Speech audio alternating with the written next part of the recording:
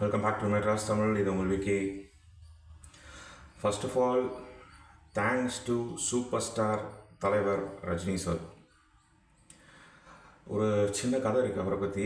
80s அவர் birthday ஃபங்க்ஷன்லாம் கொண்டாடுறதை நிறுத்திட்டார்ல. அதுக்கு காரணம் 80s வெளியூர்லேருந்து நிறையா ஃபேன்ஸ்லாம் அவர் பார்க்க வருவாங்க. அப்போ கொண்டாடிட்டு இருந்தார் ஃபேன்ஸோட. 83, 84 அந்த டைமில் ஏதோ நினைக்கிறேன். அப்போ வெளியூர்லேருந்து நிறைய பேர் வந்துட்டாங்க. ரஜினி சாரை பார்த்துட்டு போகும்போது ஒருத்தர் இறந்துடுறாரு. ஒரே ஒருத்தர். ஒரு உயிரும் பெரிய உயிர் தான். அப்போது ரஜினி சார் முடிவு பண்ணுறாரு, இனிமே பர்த்டே ஃபங்க்ஷன் நான் ஊரில் இருக்க மாட்டேன், யாரோடையும் கொண்டாட மாட்டேன், ஃபேன்ஸையும் ஊர்லேருந்து நான் வரவிட மாட்டேன், எல்லோரும் அவங்க ஊரில் இருங்க, ஜாக்கிரதையாக அவங்க உடம்பை பார்த்துக்கோங்க, ஃபேமிலியை பார்த்துக்கோங்க.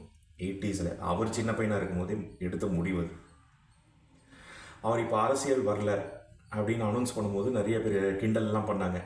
உலகத்திலே பெரிய ப்ராங்காக தான், அரசியல் வருவது உறுதி அப்படின்னு. ஆனால் அவர் என்ன சொன்னார், கொரோனா டைமு, இப்போ நான் வந்தேன்னா பிரச்சாரம்லாம் போனோம், மாநாடு போடணும், அங்கே கூட்டம்லாம் ஒன்று சேரும், நிறைய பாதிப்பு மக்களுக்குன்னு சொன்னார். அன்றைக்கி அவர் சொன்னார். அது எல்லோரும் கேலி கிண்டல் பண்ணிங்க. இன்றைக்கி நடந்ததை இதோட 10 மடங்கு கூட்டம் வரும் அவர் பிரச்சாரம் போனால். உங்களுக்கு தெரியாது அவரோட ஸ்ட்ரென்த்து பற்றி. பிரச்சாரம் போனால் இப்போ விஜய் சாருக்கு வந்ததோட 10 மடங்கு அதிகமாக வரும். ஸோ அதனால் நன்றி. நிறைய பேர் உயிரை காப்பாற்றின ரஜினி சாருக்கு நன்றி. இப்போ நிறைய பேர் இந்த டிஎம்கே குறை சொல்கிறாங்க, அப்படி போலீஸை குறை சொல்கிறாங்க. போலீஸாக சொல்லிட்டாங்க, ஏற்கனவே கொடுத்த 2 இடம் இதோடய சின்னதாக இருக்குமா, இதுதான் கொஞ்சம் பெருசாக இருக்குமா, அதனால இந்த இடம் தான் கொடுத்தேன். ப்ளஸ் 10,000 பேர் தான் வர சொன்ன இடத்துக்கு 30,000 பேர் ஏன் போனீங்க? அட்லீஸ்ட் டிவிக்கேவாவது அனௌன்ஸ் பண்ணிடணும் 10,000 பேருக்குள்ளே வாங்க அப்படின்னு. யாரும் எதுவும் சொல்லலை. சரி, 7 மணி நேரம் லேட்டாக ஒரு இடத்துக்கு ஏன் போகணும்? 12 மணிக்கு போக வேண்டிய இடத்துக்கு 7 மணிக்கு போனால், காலையில் 8 மணிக்கு போகிற இடத்துக்கு 2:45 மணிக்கு போனால் என்னது ஒன்றுமே புரியலையே.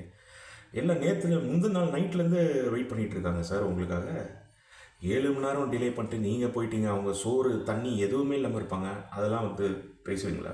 இப்போ விஜய் சார் ஃபேன்ஸ் எதையோ பார்த்து திட்டிகிட்டு இருக்கீங்க, யாரையோ. சரி, எல்லாரையும் திட்டுங்க, அந்த உரிமை உங்களுக்கு இருக்குது. கவர்மெண்ட்டை திட்டுறது நீங்கள் தான் ஓட்டு போட்டு, நம்ம எல்லோரும் ஓட்டு போட்டோம், நீங்கள் கேள்வி கேட்கலாம். கரூரில் தானே இருந்தார், ஹாஸ்பிட்டல் பார்த்துட்டு போயிருக்கலாமே, ஏன் அப்படியே ஓடினார்? அது ஒரே ஒரு கேள்வியை கேளுங்க. இன்றைக்கி பட்டணப்பாக்கம் போயிருக்காரு. பட்டணப்பாக்கம்ல அவர் மட்டும் இல்லை, அந்த அப்பார்ட்மெண்ட்டில் இன்னொருத்தவங்களும் இருக்காங்க.